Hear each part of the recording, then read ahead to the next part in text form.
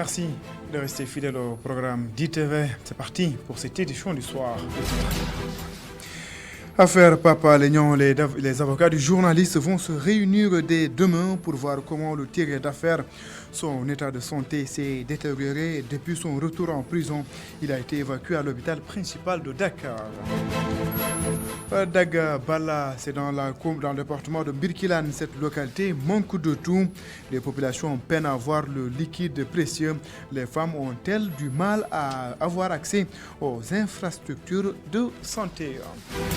Et puis, dans votre rubrique, les enquêtes du lundi, Hassan Gueye fait le point sur l'état des chemins de fer. La reprise risque d'être difficile au regard de la situation actuelle. Voilà pour les titres. Le développement, c'est dans une poignée de secondes.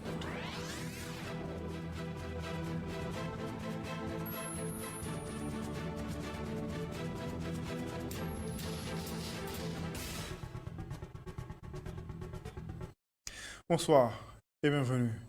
La délégation du gouvernement du Sénégal est arrivée à Tambacounda. Un conseil des ministres décentralisé est prévu sur place. Plusieurs activités sont également prévues à l'image de l'inauguration de certaines infrastructures et le lancement des travaux publics à Tambacounda. Nous retrouvons notre correspondant permanent, Ousseynou Sow. Il est d'ailleurs en ligne avec nous. Ousseynou, bonsoir.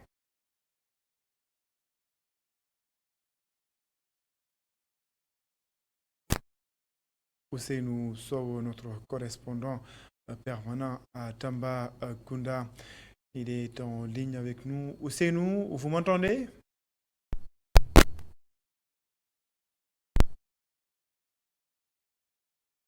Bonsoir Ousseynou.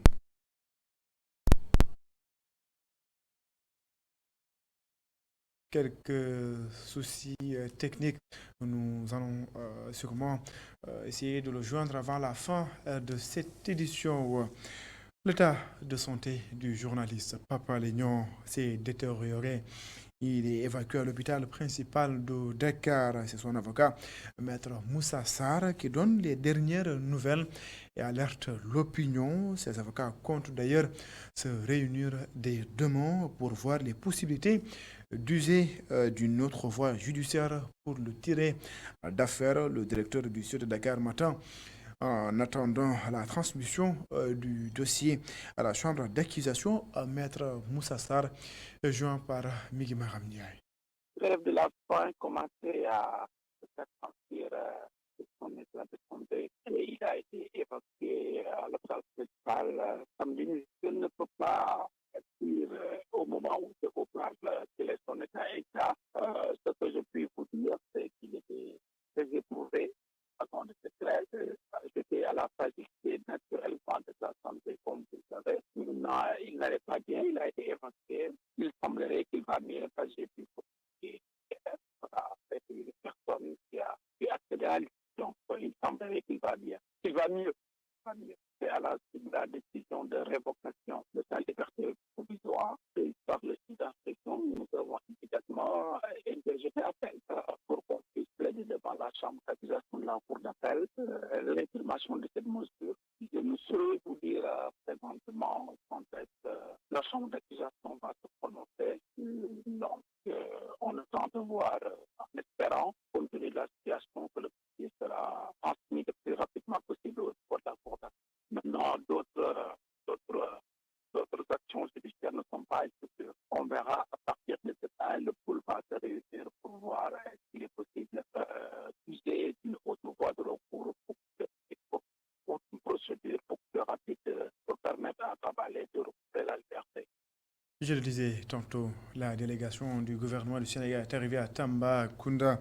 Sur place, son conseil des ministres décentralisé est prévu. Plusieurs activités également seront au menu de cette visite à l'image de l'inauguration des infrastructures, mais également le lancement des travaux publics. Ousseynou Ndiaye, notre correspondant permanent à Tambacounda, est en ligne avec nous. Bonsoir Ousseynou.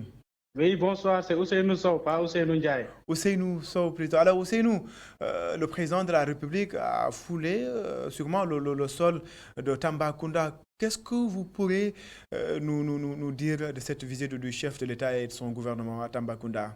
Effectivement, le président de la République, Macky Sall, est arrivé ce soir à Tambacounda. Il a foulé le sol de la capitale orientale aux environs de 18 heures. Le président de la République est accueilli par une immense foule avec donc une forte mobilisation des populations qui lui ont réservé un accueil chaleureux. Alors, le président de la République revient à Tambacounda pour un deuxième conseil des ministres après celui de 2013 qui a été tenu à la mairie de Tambacounda. Et pour ce présent conseil des ministres que le chef de l'État Macky Sall doit présider le mercredi 28 décembre 2022, et demain mardi 27 décembre 2022, le président de la République va inaugurer des infrastructures routières. C'est par exemple le cas de la route Tambacounda-Kidira. Et le chef de l'État aussi va profiter de cette occasion pour inaugurer le camp militaire de Goudiri. Il va également lancer les travaux de construction de la route Goudiri-Dougué-Djanké-Mahan-Sadatou. C'est dans le département de Goudiri. Et le soir du même jour, c'est-à-dire demain 27 décembre 2022, le président de la République Macky Sall va présider un conseil présidentiel territorialisé ici à Tambacounda. Ce sera à la gouvernance où toutes les forces vives de la région vont participer. Le chef de l'État va également prolonger son retour parce qu'il va tenir un conseil des ministres décentralisé. Ce sera le 28 décembre 2022. Et cette fois-ci, le conseil des ministres va se tenir à la gouvernance de Tambacounda sous des tentes. Parce qu'en 2013, c'était à la mairie, à la salle de la délibération de la mairie. Mais cette année, il est dit que cette salle ne peut pas contenir tout ce monde. Et donc, puisque la région ne dispose pas d'une salle capable de contenir tous les membres du gouvernement, le président a décidé que ces conseils des ministres soient tenus à la gouvernance de Tambacounda sous des tentes. Et donc, le 29 décembre également, le président de la République va va assister à la célébration de la 8e édition de la Journée nationale de l'élevage. Donc, juste pour dire que pendant 4 jours, Tambacounda sera la capitale économique du pays où la République est actuellement arrivée. Il faut souligner quand même les problèmes que la presse a eu aujourd'hui pour couvrir vraiment cette venue du président de la République. Certains confrères se plaignaient des conditions extrêmement difficiles avec avec donc des problèmes avec les forces de défense et de sécurité, mais aussi aucune mesure prise en faveur de la presse pour vraiment permettre aux journalistes de couvrir cette arrivée du président de la République Macky Sall, qui est actuellement à la gouvernance de Tambacounda. Et c'est demain, mardi 27 décembre, qu'il va quitter Tamba pour aller à Goudiri, comme je vous l'ai dit, inaugurer des infrastructures routières. Donc, nous allons certainement y revenir avec plus de détails. Ousseynou Sow, notre correspondant permanent à Tambacounda. Ousseynou, merci pour ces éclairages. Le reflet, c'est le nom d'un mouvement qui vient de lancer ses activités. Ses membres dénoncent toute forme de violence faite aux femmes. Le mouvement plaide également pour l'amélioration des conditions de la femme.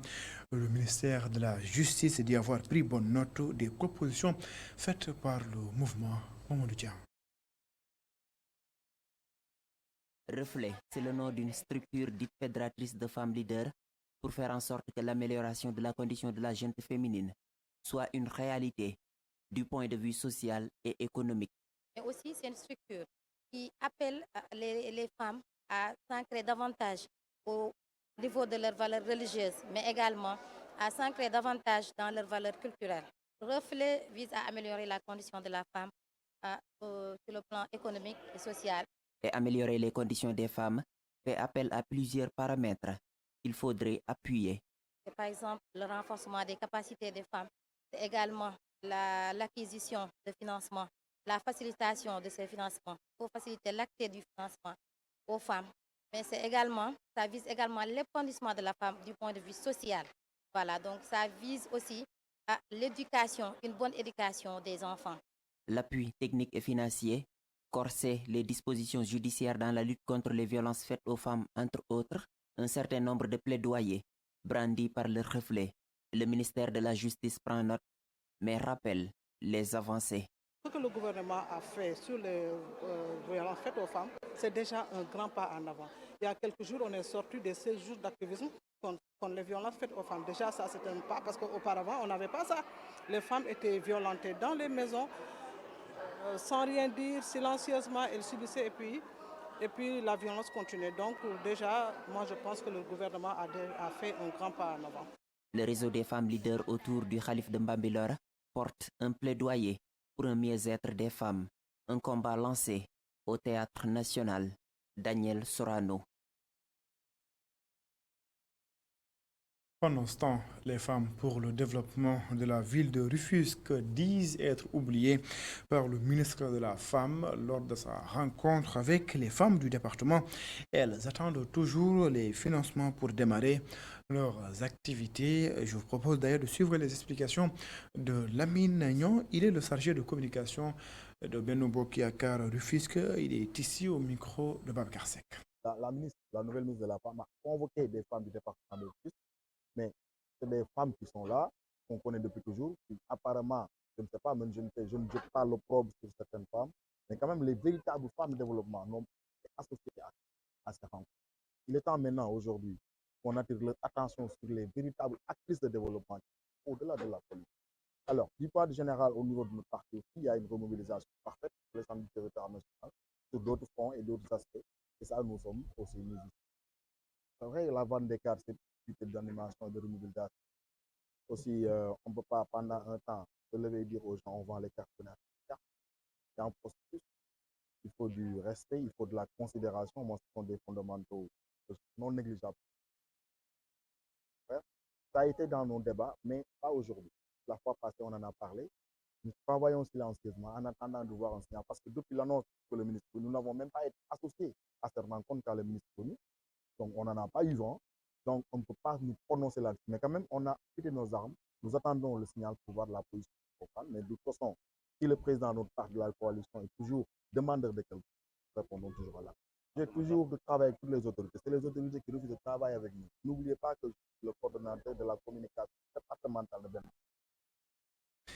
Le Khalif de Guettardo veut mettre fin au conflit entre paysans et éleveurs dans la zone de Tchambor et Kiren. Il propose d'ailleurs l'organisation des assises sur la problématique. Pour ce qui est du code pastoral, le guide religieux assure que les éleveurs vont bien y jeter un coup d'œil avant de le soumettre à l'Assemblée nationale.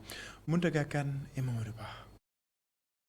Tchambok est l'un des villages riverains de l'aéroport international Blaise Diagne. Perdu entre des collines de pierre, cette bourgade calme, qui n'est habituellement perturbée que par le ronronnement des avions, a connu ce dimanche une grande effervescence populaire.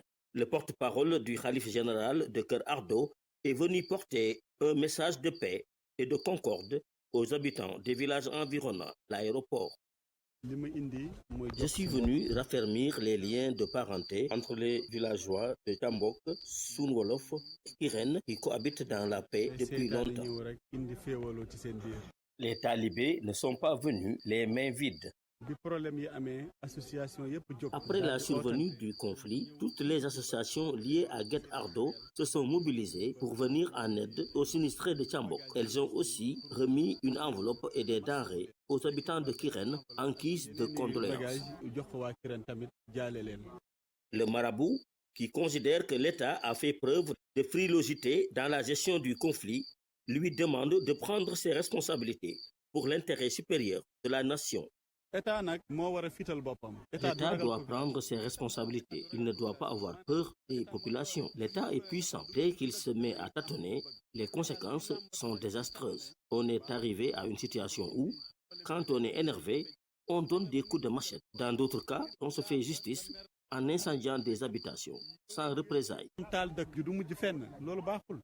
Le bonheur du paysan et celui de l'éleveur réside d'abord dans le développement de leurs activités, quand on sait que sans la paix, il n'y a point de développement. La seule alternative qui s'offre à eux, c'est de dépasser les clivages et adopter une attitude positive qui a toujours été le fort de nos valeureux ancêtres.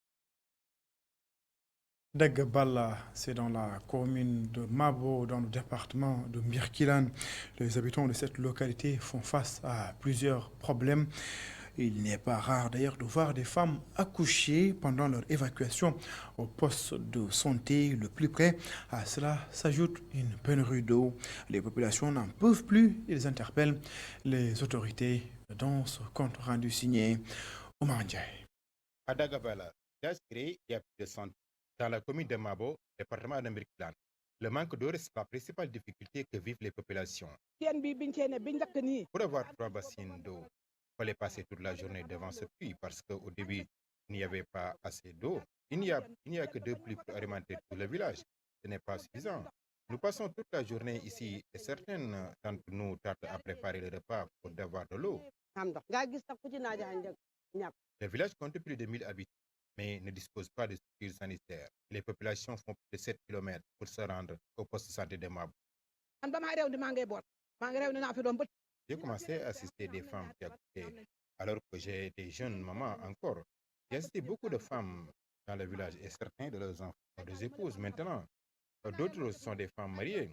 Avant-hier, c'est l'âge Tala qui nous a prêté une voiture avec une femme qui devait accoucher parce que nous avons appelé en vain pour avoir une ambulance. Nous voulons disposer au moins d'une case de santé. Nous évacuons nos malades à Mabo, distant de 7 km. Parfois, quand nous appelons pour une ambulance, on nous dit qu'elle n'est pas disponible. Nous évacuons les femmes enceintes en charrette et certaines accouchent en cours de route et le personnel de santé les réprimande. Tout ça, c'est à cause de la route impraticable. D'ailleurs, avant-hier même, une voiture en partance pour Mabo s'est renversée. À la pénurie d'eau dont elles sont confrontées, s'ajoute la vétusté de la route qui est un vrai calvaire pour les populations de Dagabala. Marniaï, l'unité de transformation de céréales locales de Bodé, c'est dans le département de Bignona, a bénéficié d'un matériel d'équipement pour mieux valoriser les produits locaux. La structure va d'ailleurs former des femmes qui ont été déplacées et des personnes en mobilité réduite. Elle reçoit également des étudiants en agroalimentaire. À Ziguinchor ou bien dans le département de Bignona, nous retrouvons Hassan Ba. Dans le cadre de la lutte contre la précarité dans des zones déshéritées, l'unité de transformation des céréales locales de Bodé se dote du matériel de dernière génération pour accroître sa production, mais aussi rendre ses produits plus compétitifs. Un appui de la coopération turque à l'association Kagamen qui s'active dans l'insertion des femmes déplacées et des personnes handicapées. On est dans une zone qui est très riche en matières premières. Préférer se planter au niveau de ce village, voir tout rendre l'économie de la région, l'amélioration des femmes aussi. Comme on a déjà le matériel, il y a la compétence, il y a la main-d'œuvre. On est tout près de ces femmes-là. La présidente de l'association Kagamen, qui fait partie des pionnières dans la lutte pour le retour de la paix en Casamance, privilégie la formation pour l'autonomisation des femmes déplacées et les personnes handicapées. Dans cette unité de transformation des céréales locales, elle reçoit aussi des étudiants qui viennent parfaire leur formation. Femmes déplacées, handicapées. Ici, on forme les femmes déplacées, les personnes handicapées, les jeunes qui proviennent des universités sans qualification. L'État nous envoie des étudiants conformes, ensuite on les délivre des diplômes d'État. C'est pourquoi je me suis toujours battu pour avoir une grande unité afin d'aider tous ces gens.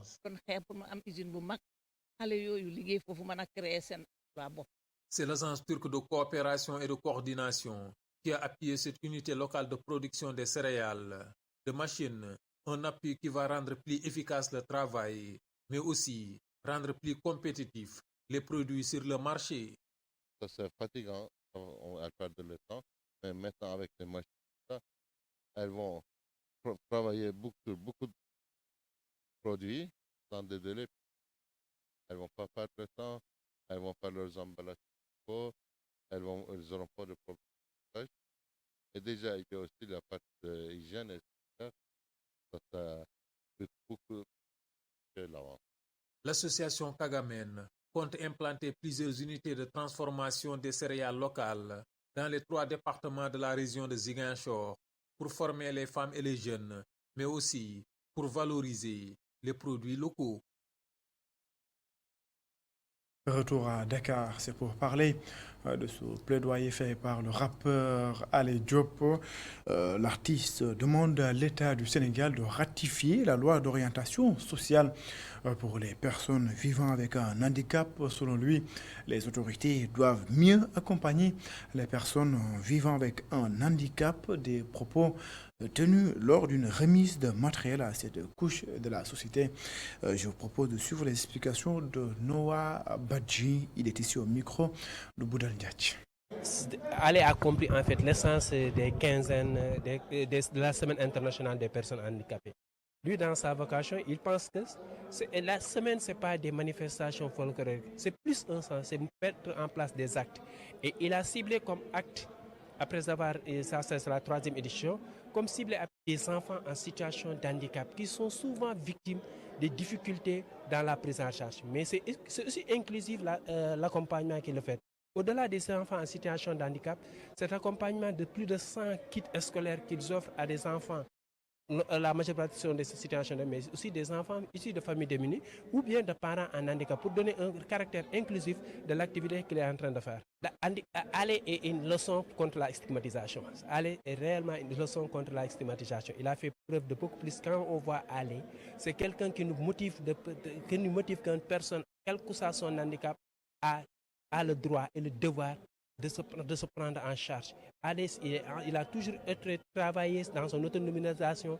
Il est en train de le montrer chaque fois à travers des actes qu'ils font envers ses pairs. C'est juste pour leur dire que moi je suis là, je suis handicapé, j'ai un handicap trop lourd, mais n'empêche, je ne tends jamais la main. Nous sommes dans le plaidoyer. Il faut que les autorités accompagnent maintenant la prise en charge scolaire de ces jeunes. Foire internationale de Dakar. La ville de Dakar ne lessine pas sur les moyens. Des stands ont été installés au CICES.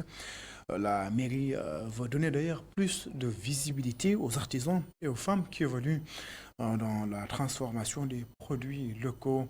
Bigué Ndiaye Diouf a fait un tour au niveau de ces stands-là. Regardez. Stand ville de Dakar.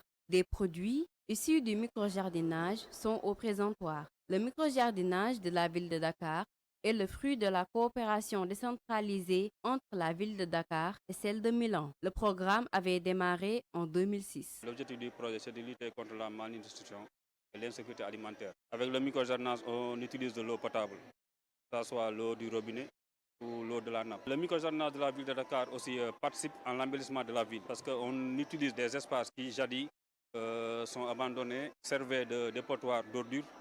On les a récupérés et on les a aménagés et transformés en espaces verts. Le microjardinage favorise aussi l'auto-emploi des femmes.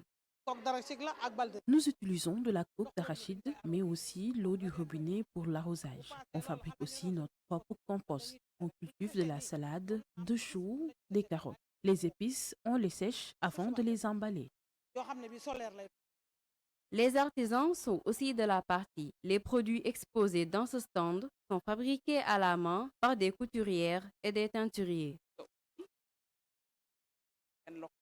Ces chaussures sont fabriquées manuellement par les artisans. Nous avons aussi des jouets, des robes faites par des teinturiers. Ces colliers sont faits avec des pièces de 10 francs enroulées avec du wax. Cette poupée sert aussi de panier pour conserver des objets. Le tourisme ne marche plus comme avant dans le secteur artisanal. Désormais, ce sont les Sénégalais qui achètent plus nos produits. Mais actuellement,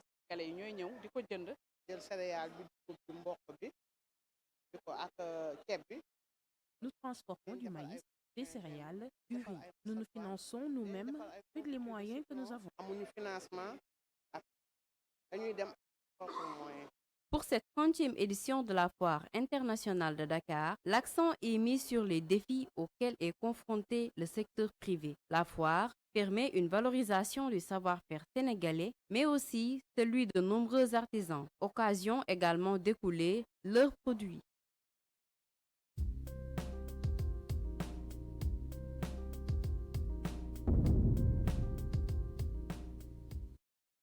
Vous l'avez compris, place à présent aux enquêtes du lundi. C'est pour parler bien sûr du séjour du président de la République à Tambacounda. Le chef de l'État abordera le dossier épineux de la relance du chemin de fer. L'état des lieux est catastrophique. Illustration avec le pont de l'Aïbar de Saint-Louis, la reprise en main des chemins de fer risque d'être difficile, n'est-ce pas, Senke? C'est à travers ces infrastructures anciennes et inégalables à la fois que chacun de nous reconnaît l'île de Saint-Louis. Son originalité se trouve dans ses eaux, ses murs et ses ponts. Faidherbe a retrouvé une jeunesse après avoir été réhabilité. L'Aïbar de son côté est abandonné. La santé de fer a laissé place à la sénescence. Le patrimoine mondial est vide de sens quand on voit le piteux état dans lequel se débat le mythique Lébar, ancienne merveille, trait d'union entre l'île de Saint-Louis, la commune de Gandon et le reste des territoires. De son assemblage dans les ateliers de l'établissement parisien d'Haïdé aux toiles d'araignée d'aujourd'hui, beaucoup d'eau et d'incompétence ont coulé sous la charpente. Tout n'est plus qu'amas de ferraille et médiocrité, car sans doute nos cœurs rouillés ont laissé la même rouille s'emparer de nombreux bijoux de famille comme celui-ci.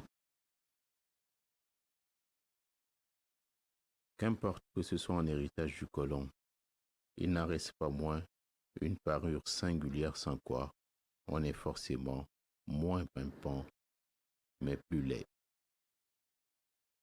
Il n'y a plus aucun train qui siffle. La voie ferrée est fantomatique. Les présidents Wade et Lansana Conté étaient les derniers à l'emprunter au début des années 2000.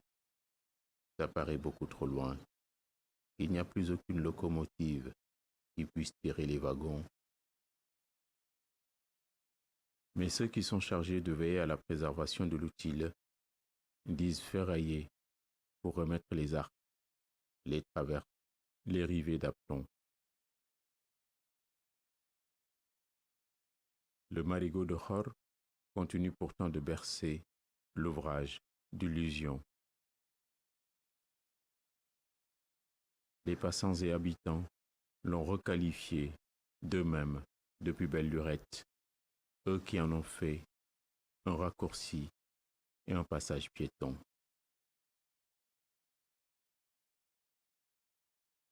À leurs risques et périls, tant c'est vétuste et tant c'est dangereux pour la traverser. Tout autour, dans les cités émergentes, qui sont sortis de terre à toute vitesse, l'abandon des reliques du passé n'émeut pas tant que cela. Une seule inquiétude est inscrite en rouge sur les murs de lamentation. L'annonce de l'installation d'un camp de la police nationale n'est pas du tout chaleureusement accueillie par les habitants. Avec la gestion présumée débridée du foncier, on risque de foncer tout droit dans le mur. Les conflits s'ajoutent à la détresse.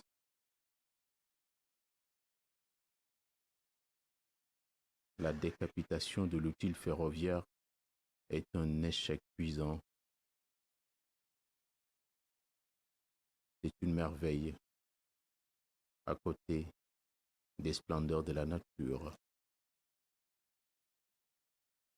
Le papillon est éphémère. Le pont Lébar n'en finit pas de mourir parce qu'il y a eu trop de fautes de gestion et de défauts d'entretien. Le patrimoine se casse la figure sous nos yeux.